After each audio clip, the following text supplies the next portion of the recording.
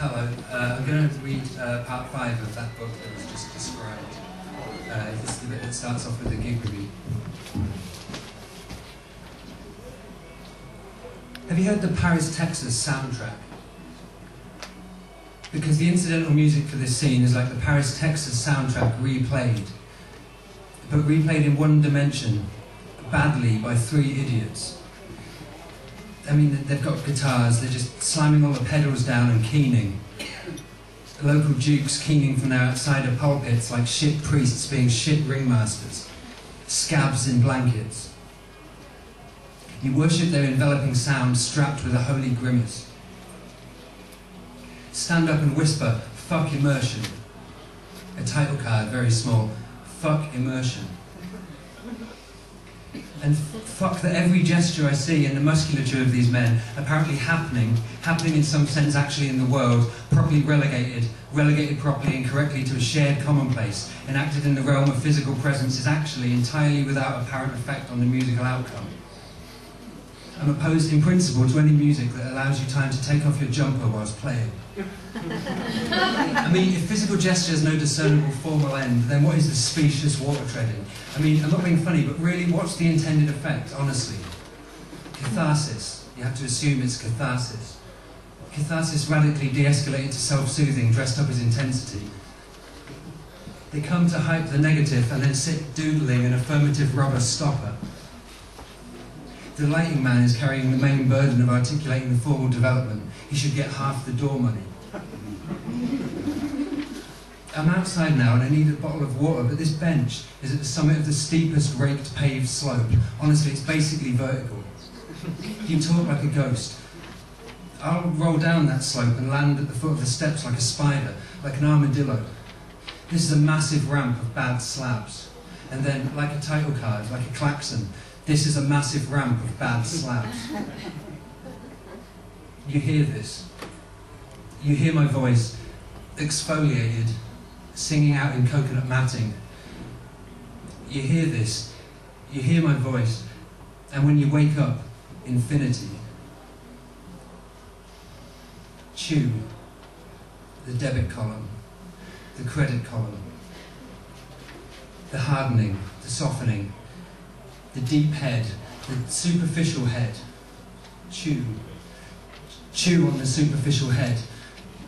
The entropian, the ectropian, urchin sounds, the block, the clear descent, the descent from the block. Chew. The reoccurrence. A mudslide of Durataxis in a wet jigsaw. Chew. The hot thaw. Chew. The cold freeze, the cold thaw. The hot freeze, chew, the wet ring, the dry key, the dry ring, the wet key, you vanish, chew, you walk in, chew, you vanish, chew, you walk in, chew, you vanish, chew, you walk in, chew, you vanish, chew, you walk in. Chew, you vanish. Chew, you walk in. The mouth is a centre which can expand and join up with the circumference. Henri Ray said that. So I dreamed I had a hernia. I could feel the protrusion of gut stuck out weirdly in my stomach in a half circle. False loops pressed out from the inner tube in donuts of envy. Stomp on the loop pedal. Ease. Gall. The family hearth. Symmetry, flange, the heart, mange, the arts, now dance, a little jig to the engine noise of the transmundane mundane. It was weird. Look, if you don't like the music, just go. It was weird. I had Tupac's face pointing at me, doing a little smile and looking like Snoop when he turns into the dog in the video for What's My Name. Pointy, spoonhead Doberman face on the slide. Then it turned out that I'd swallowed my wedding ring and it was stuck under my skin. Somewhere over the dermis, under the purple blanket of the pigment layer, Meisner descends, leaving the deserving face in poverty, chewing off his jaw like a trapped dog, a trapped dog packed in a jaw trap like a crap dog chewing a trap jaw of a snapped floor clamped in a doughy cleft. Just a sec. You get the face you deserve, the hoop in the wall and the floor. And then you get the full stop printed over the face in post-production you deserve, the hoop in the wall and the floor. And then you get a bunch of notation, non-reproductive stuff, nested tuplets, unusual ratios, flutter tonguing, a load of complicated shit, printed over your face in post-production you deserve. Bow screw glissando, your face or mine, all the effects you want. Now insert dream content in a patch of mesh, distinctly herniaplastic. And then I'd swallowed my house key also. But just a sec. Snap, pits, Talion, fix everything wrongly. Fix everything wrongly. Fax everyone. Fax everything wrongly. Get faxed wrong. Fax Andre. Fax Wimpy. Wrongly. The wrong Wimpy. The wrong Andre. The right Wimpy wrong. The wrong Wimpy right. The wrong Andre right. The right Andre wrongly. The right Wimpy wrongly. The wrong Andre rightly. The bend of that swan song. That soliloquy gong emptied out wrongly in a fax anomaly. The wrong Andre wrongly. The right Andre right. The right life rightly. The right Andre rightly. The right Wimpy rightly. The wrong Andre wrong. Get cracked wrong and then right. The wrong Wimpy wrong and then wrongly. The coordinates wrong. Wrongly. The right Andre wrong. Wardrobe malfunction. Inspiration porn. Strung up wrongly or out rightly in a cracked head. Dead wing flapping dead centre. The wrong Wimpy rightly. Then flapless, dead in the shopping centre skirted round. The right cracked wrong. The right Wimpy right. The right wing, well, I mean the correct wing. The compacted uniform wing cracked rightly for the wrong reasons, right in the wrong end. The wrong fixed wrongly by Andre. The right cracked just right by Wimpy. To nowhere, the wrong life rightly. Everyone cracked up to be right, wrongly, but wrong in the end. And the wrong in the end is somehow just fixed wrong. The wrong Wimpy wrongly. Wrongly, like we just have the wrong string. Now whisper. Andre and Wimpy are melting. From contentless jellies in a bad grid of nonsense to shimmering patches of plasma in flight.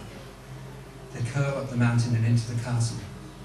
It doesn't have an inside, so we can't go in. But is it more or less annoying when it's not actually your fault? Put a sock in it with your feet in it, the sock, and then put your foot in it in a sock with your feet in it, the sock. And so I dreamed I had a hernia. It stuck out weirdly in my stomach. I mean, really right down in the hypergastric region, in a semicircle. I'd swallowed my wedding ring, which was stuck under the skin. Dream material and a commitment to autogenic formalism, indistinctly herniorrhaphic. And then I'd swallowed my house keys. And then I saw that they were visible under the skin, and then I massaged them, and then they eventually emerged through the skin. Not with blood, but with serum. Clear serum, like in a blister. Push the infinite bite off the trees to the slide in the wall on the floor. Fling the hanging masseter. Fling the hanging masseter in the trees, off the slide onto the trees, into the wall on the floor in the wall. If the ring can be seen as a loop, a symbol of reoccurrence, and specifically as a pathological loop or a pathological reoccurrence, then it can be also seen as a false unity, a non-reproductive, unclosing piss take of a mouth. Children don't care if their hands are cold. Dead hyperlink. A non-reproductive, unclosing piss take of a ring-fenced mouth on CCTV. This dream ring is a circular saw blade ground down to a defective washer performed with a loose abrasive. A sterile knot of gristle encrypted into a toothless anus stuck in a lift. It won't plug your leaks. Undilatable, that's what you are. Bag for life. So what does it mean as it emerges bloodless, chewing through the drywall in pink dust? Firstly, that the ring is optimistically conceived as a foreign body. The key, more equivocally likewise. Both taken orally, in an anorexic pregnancy fantasy more or less typical, accepting an uncharacteristic bypass of the abdomen. I'm like a massive kidney. I live here, handling your printing in micrographs above some juvenile Mithraic tanning salon uptown. On the right is a black crag of mashed netting and shredded mops of polythene, a bad object. I am a towering benevolent liver, a medium liver, and then just a tiny cube of liver, and then, after about 20 minutes, a single isolated lobule of liver by the slide. A short break, a glass of water, and then back to a kidney. a massive kidney. Secondly, this anorexoid aspect, raised by the initial orality, introduces into this variant rebirth dream the likelihood of the existence, or at least the possibility of the likelihood of the existence, of related interpersonal difficulties of a borderline character, which centre around the simultaneous, or perhaps rapidly alternating, or perhaps just loosely overlapping, or perhaps sectioned into alternating opposing modules that coexist in a frictive bundle of diamorphic realignments within the character structure, which centre around the phobic terror of, and compulsive desire for, the enclosing interior of the mother's body. If that flute sample goes around one more time, I'm leaving. God. Cut the stem. Cut the stem. A title card. Cut the stem. For fuck's sake. Furthermore, since all dreams take place within a limiting structure of narcissism and its mechanisms of defence, mechanisms both engrailed and invected, to appropriate heraldic terms, and within the failed defences and their interior spaces which are its wounds, the only available dramatic cast is the dreamer, the dreamer's component parts held apart, the dreamer's substitutes, identifications and objects. Is that true? I think that's true. My daughter asked for a safe for her birthday. My son gave me a wedgie in Tesco. Psychoanalysis is a type of mania. Disallow bronchial toilet, burn the treehouse, let me out. But at the same instant, Tupac hits the ground and resolves, shedding his ambiguity like fur. Snoop transforms into a Doberman, a symbol of male virility and a specific historical regression to the dawn of domestication. The dog is not a symbol of nature, but of socialised nature. In its capacity as a symbol of male sexuality, it is a symbol of socialised male sexuality. Not wild, but off-leash in the prison yard, circumscribed by the limits of capitalist empathy, supervised by a manic omnipotent penis. Dog penis. A manic omnipotent dog penis. Look away now. A title card. A manic omnipotent dog penis. A manic omnipotent devaluing penis, dog penis, in a title card. But while Snoop's masculinity reverses to the tail end of the Mesolithic, Tupac's comes round somewhere in the Proterozoic, lapsed into some inchoate parody of primordial pre-genital unity, his dignity deleted by a wave of icy joy. And then, in a title card, I want my dignity deleted, deleted by a wave. I want my dignity deleted by a wave of icy joy. So, we're faced here with a characteristic pattern of retro substitutions within Tupac, as the father, that cartoon of local authority spending, disappears to leave the son, that gangplank of second-hand narcissism, and then the son disappears to leave the utterly permeable baby, that junior Disprin, that transuded drape, and the utterly permeable baby crawls off to leave the dysfunctional temporary protrusions and physiological cul-de-sacs of a half-formed cephalopod gathered haphazardly into a speculatively enlarged protist. Suddenly, Meisner goes ambivalent. The clocks strike noon. A slack head and a tight head run in and out of a deep head, and a superficial, super-intervening, superficial, stupid, fictional head. And then a tight head in the grip of an icy friction on a second head, dead centre of a tight circle with a one-dimensional headpiece or hairpiece or human centrepiece, or in a gastric palindrome wrapped around a cartoon for a 2D sketch for a maquette, in too deep, too sectarian, and for too long, and for 2 decades, and in a fashion just too blandly immobile and vengeful to crawl out now. 2D is always best for projecting on, that heady feeling. Stop moving the tablecloth. Ed, I'm serious, just stop it. Stop it, Christ, it's so bright. Stop getting cubism wrong. You're making cubism wrong. Stop the wrong cubism. The wrong cubists puncturing the wrong lung. A title card. Stop the wrong cubists. They're puncturing the wrong lung. Stop them. The wrong lung squeezes out the wrong air, cubed like a lung full of Lego. The right lung just sort of disappears, fated to remain unpunctured.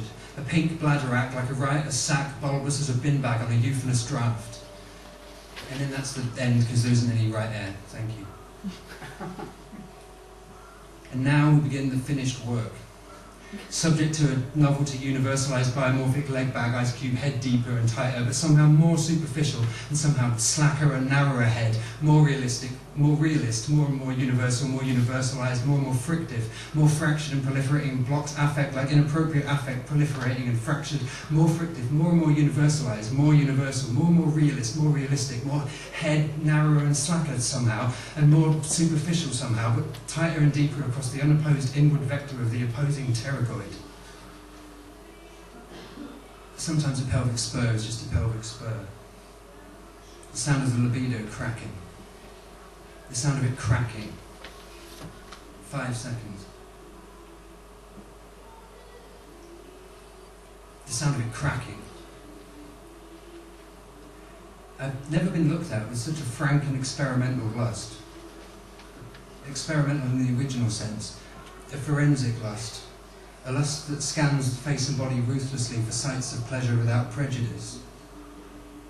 Have you seen a monkey eat an apple? Someone who's never seen a face or an apple engaged quizzically in a harsh and loving interference.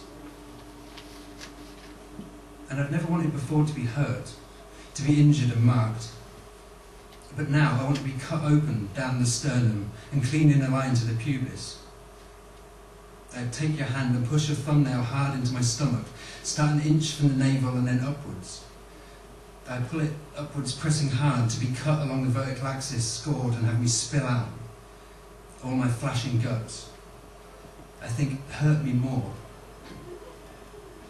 You were like a scalpel and a monkey and a snake. I must force all 4 fingers of your hand into my mouth and bite them. You gnaw at my cheekbone and my chin. You push your thumb into my mouth and hang it on my lower jaw. You want the soft face of your thumb on the lower row of my teeth, and then I feel like a monkey too. I want to live under tyranny. I want the whole geometry of cuts across me, all of them crossing and joining, and then I want the skin to come free in squares and diamonds. I say, hurt me more. The scene shifts to a fairground. I only know that because I wrote it. I'm better at being outside now, and like all anatomists, I have a keen interest in open-ended forms. Sometimes you just have to be the price you want to pay in the world, right up to the hidden cost of universal radical blood salvage, free at the point of disuse. Shifts from a playground to a fairground earlier. Roll up, a title card, roll up. You roll up. Later, in diplopia and lateral flexion of the neck, a mouthful of bollocks. But whilst you're the mastermind of this, I am autotransfusive to the edge of panic, arrayed in pink in utterly permeable split-thickness grafts, a real credit to myself, a supportive driver of the yen. Perhaps I even want you to kill me, to take me out of circulation. You're spoiling me. I push your elbows together in a peak behind the top of the head, bent so your wrists cross behind your neck, and I bite and suck at the soft underside of your arms until they're blue. You are my lover. Recklessly and self-laceratingly, I have a goat face on a broken fence lit up. I wanted before Eros to assemble, to stop the gaps and lash the parts and prune the proliferating excesses of the downturn into something that stands up. Stands up like a person stands up. An audience stands up. But now I want to come apart, to be instrumentalized and made use of, to be fucked and tossed around like confetti, not be solved. I want to be disabused of my self-possession, of possession itself. That old sore, that singing sore, that sore spot, that old singing sore spot soaring the bones of the owned. Of possession itself, the hilarious and broken falsity of it. The very soreness of its spot, the soreness of that longest running sore, that bone saw, coleslaw, ownership, spot, osley, jigsaw, so that my bowels fall out in rainbows, crushed to a smear into the nappy of the utterly permeable baby. Swallow the key and hide away alive inside, picture it. And then swallow yourself and throw away the key. Back out of the mouth into the orchestra pit, sniff the air, tear me in half like a little fibre, and then slide over and break the mould. You land on the mould and break. Listen. Then break the slide and mould over. Get really, really mouldy.